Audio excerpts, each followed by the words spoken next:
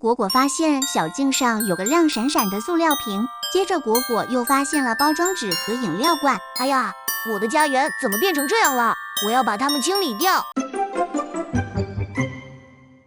小松鼠果果的环保使命。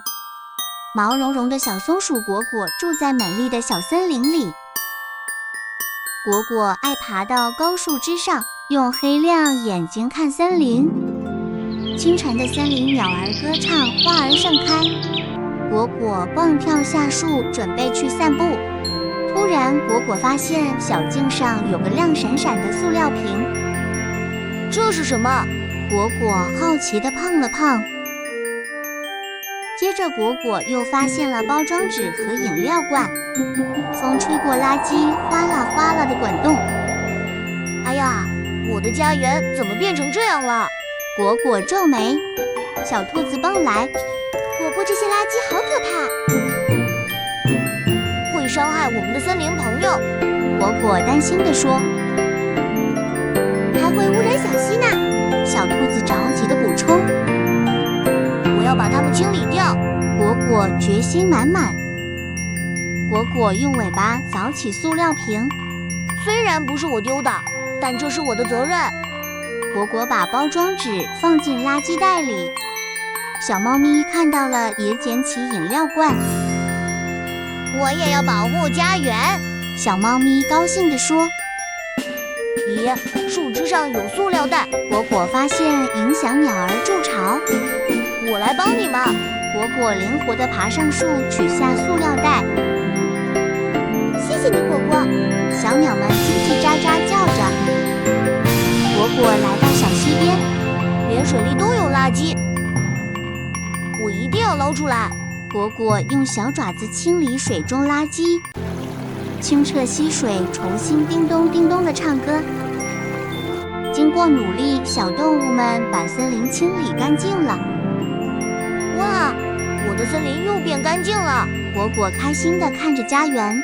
大家都不乱扔垃圾，家园就永远美丽。果果说。小动物们都说，我也不乱扔垃圾。请保护我们的森林。果果对游客们说。夕阳下的森林更加美丽。果果微笑着。保护环境从我做起。果果立起小牌子，自豪地说，保护环境是每个人的责任，不乱扔垃圾，我们的家园就会美丽。小朋友们，让我们像果果一样保护地球吧。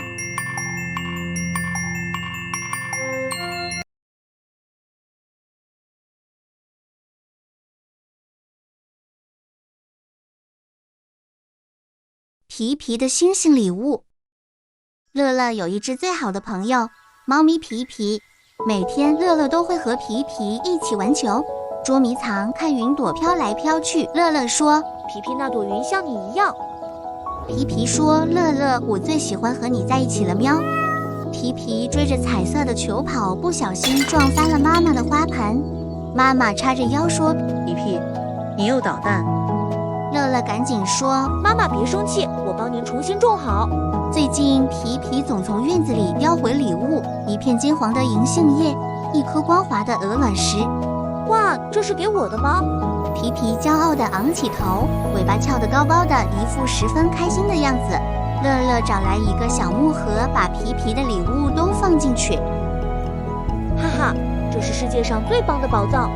而皮皮则趴在盒子边，满意地眯起眼睛。有一天，乐乐发现皮皮睡觉的时间变长了。乐乐轻轻摸皮皮，问，你是不是玩累了？皮皮慢慢睁开眼，用鼻子碰了碰乐乐的手。乐乐心里一暖，笑着说，好好休息，我的好朋友。皮皮轻轻哼了一声，又安心地闭上了眼睛。皮皮14岁生日这天，乐乐给他带了一朵小花环。皮皮要永远健康哦。皮皮温柔地喵了一声，低头闻了闻小花。乐乐抱起皮皮，轻轻摇晃着说，我们一起去看星星吧。傍晚，乐乐发现皮皮一直望着远处的天空。皮皮，你在看什么呀？皮皮回头看了乐乐很久，眼睛里映着晚霞。月亮升起时，皮皮轻轻蹭了蹭乐乐的手，小声地说，再见，喵。然后他跳出窗户，影子慢慢融进月光里。乐乐找遍了整个花园，回答他的只有风吹过草丛的沙沙声。第二天，乐乐在花园发现一颗闪亮的小石头，看，这是皮皮送来的亲情礼物呢。乐乐把小石头放进礼物盒，突然发现所有皮皮送的礼物在阳光下都闪着微微的光。乐乐眼眶湿润，皮皮，你还在我身边。冬天第一场雪时，乐乐在雪地上画了大大的猫咪笑脸。春天，乐乐的礼物盒里长出一株小绿苗，这一定是皮皮送的种子发芽了。乐乐小心地把它移栽到皮皮最爱晒太阳的地方。小苗一天天长高，开出了5瓣的小白花，这和皮皮胡须的颜色一样。风一吹，花瓣轻轻摇摆，像在点头。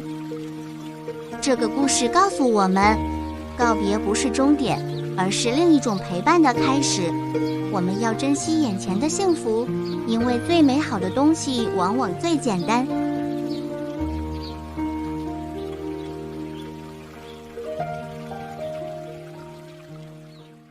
小浣熊皮特的魔术表演。小浣熊皮特坐在大橡树下，毛茸茸的尾巴轻轻摆动，一张晚会通知贴在树干上。皮特踮脚尖仔细看着，皮特眼睛发亮，兴奋地拍着小爪子。我要表演魔术，我要表演魔术。皮特跑回家，翻箱倒柜找表演道具。他找到了一条彩色的小手帕，在阳光下很漂亮。皮特双手捧着手帕，想要让它消失。他握紧双爪，可是手帕的一角露了出来。小鸟在窗台上叽叽喳喳，好像在笑他。皮特脸红了，挠挠头，继续认真练习。太阳慢慢升高，皮特还在客厅里练习。手帕总是从爪子缝里钻出来，像个调皮的小精灵。皮特一次次重新开始，小屁股坐在地毯上。妈妈走过来，温柔地摸摸皮特的头。妈妈教皮特怎样巧妙地藏好手帕。小松鼠从窗外探头，为皮特加油鼓劲。我一定要学会。皮特坚定地握拳说。夜幕降临，圆月像大灯笼挂在树梢，萤火虫提着小灯笼在花园里飞来飞去。小动物们围成圆圈坐在草地上，皮特走到圆圈中央，小心脏砰砰跳个不停。皮特深吸一口气，像妈妈教的那样举起双爪。大家看好了，皮特大声而自信地说。皮特双手捧着彩色手帕，让大家都看得清清楚楚。他轻轻揉搓双爪，慢慢合拢，双爪同时摊开，手帕神奇地消失了。小动物们张大嘴巴，眼睛瞪得像铜铃一样。热烈的掌声响起，皮特开心的尾巴都在跳舞。兔奶奶笑眯眯地竖起大拇指夸奖皮特。满天星星眨眼睛，月亮也弯成了笑脸为皮特喝彩。这个故事告诉我们，成功需要坚持和努力练习，遇到困难时不要轻易放弃，通过不断努力就能实现自己的目标。小朋友们，你们有什么想要学会的本领吗？跳跳的胡萝卜。菜园角落里的泥土平平的，下面埋着一颗胡萝卜籽。小兔跳跳蹲在泥土旁，2只大眼睛直直地盯着那里。跳跳扒开泥土，看看又大好耳朵耷拉下来。兔妈妈提着小水壶走来。妈妈说，要给它喝水晒太阳才行啊。跳跳接过水壶，小心地往泥土上洒水。风吹过菜园，跳跳张开双臂，用身子挡住风。过了几天，泥土还是没变化，它垂着尾巴坐在地上。一只棕色小松鼠捧着松果，从树上跳在跳跳旁边，骄傲地说：“我的松果3天就发芽了。”跳跳看着自己的菜园，急得站起来直跺脚。他用爪子挠了挠脸颊，走来走去。兔妈妈走过来，轻轻地摸摸跳跳的头，笑着说：“要慢慢来，就像你长高一样，急不得哦。”跳跳点点头，提起水壶往泥土上洒水。接下来的日子，跳跳每天都来浇灌。一天早晨，泥土里冒出了嫩黄色的小芽。跳跳高兴地跳起来，耳朵竖得高高的。小芽慢慢长大，长出了绿色的叶子。跳跳每天都来看，给叶子擦擦上面的小露珠。叶子越来越多，跳跳蹲下来，好像能听到它们生长的声音。有一天，叶子下面的泥土鼓鼓的，好像藏着什么。它小心地用爪子扒开泥土，露出了红红的胡萝卜尖。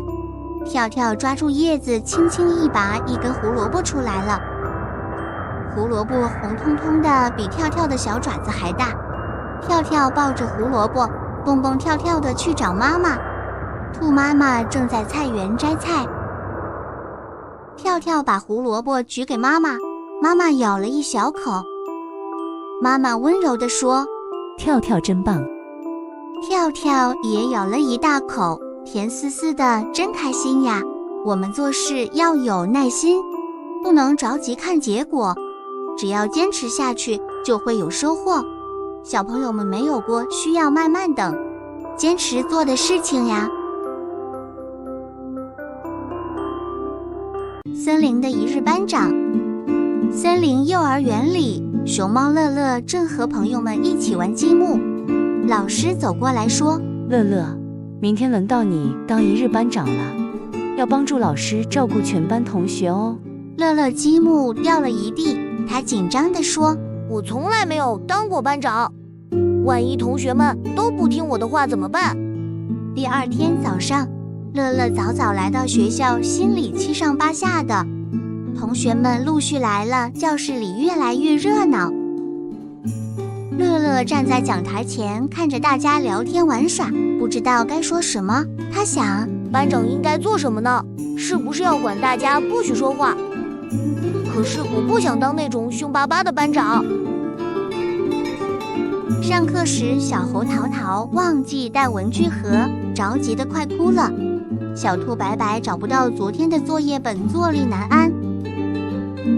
小松鼠跳跳肚子疼，难受地趴在桌子上。乐乐看着这么多同学需要帮助，却不知道从哪里开始，心想：老师怎么还不来？我一个人怎么照顾得了这么多同学？乐乐深吸一口气，想起妈妈说过，遇到困难的时候，一件一件来解决。他走到淘淘身边，把自己的备用铅笔借给他，然后帮白白一起找作业本，在书包夹层里找到了他的作业。乐乐轻轻拍着跳跳的背，陪他去找校医阿姨。忙完这些，乐乐发现其他同学也开始互相帮助了，教室里变得井然有序。老师回来时，看到大家都在安静地学习，夸奖说：“乐乐真是个好班长。”同学们也围过来说：“谢谢乐乐帮助我们。”乐乐脸红红的，开心地说：“其实我也很紧张，但是看到大家有困难就想去帮忙。”放学路上，他想，原来当班长就是在朋友需要的时候伸出手，这样真的很开心呢。这个故事告诉我们，当我们用心去关心和帮助别人时，自然就能赢得大家的认可和信任。诱人的酸葡萄。在阳光明媚的森林里，有一个美丽的葡萄园，架子上挂着一串串紫得发亮的葡萄。狐狸红红路过时，被这些诱人的葡萄深深吸引了。他踮起脚尖，伸长脖子，还是够不着那些高高的葡萄。哼，这些葡萄一定又酸又涩，不好吃。红红撇撇嘴，大声说道。其实心里很想尝一颗。就在这时，高高的长颈鹿美美优雅地走了过来。它轻松地伸长脖子，摘下一颗葡萄放进嘴里。哇，好好甜好甜，这是我吃过最美味的葡萄啦！美美开心地赞叹着。红红嘴硬地说：“长颈鹿，你一定是在骗我！那些葡萄明明就是酸的，你为什么要撒谎呢？”美美善良地说：“红红葡萄真的很甜呐，你要不要我摘一些给你尝尝？”可是固执的红红摆摆手：“不用了，我才不要吃那些酸葡萄。”说完，红红气呼呼地走开了。其他路过的小动物们也都听到了红红的话，开始议论纷纷。是不是葡萄真的很酸呀？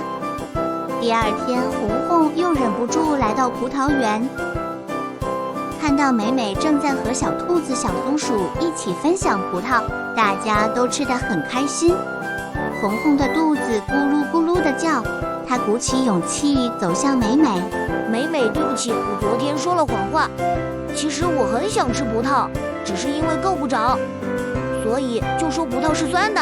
美美温柔地笑了。我知道呀，红红，诚实地承认自己的想法没什么不好意思的。美美摘下一大串紫色的葡萄递给红红，红红小心翼翼地尝了一颗，真的好甜好甜。她的眼睛瞬间亮了起来，开心地摇着尾巴。谢谢你，美美，葡萄真的很甜，我以后不会因为得不到就说它不好了。当我们得不到想要的东西时，不应该用贬低它来安慰自己，而应该诚实面对自己的想法和感受，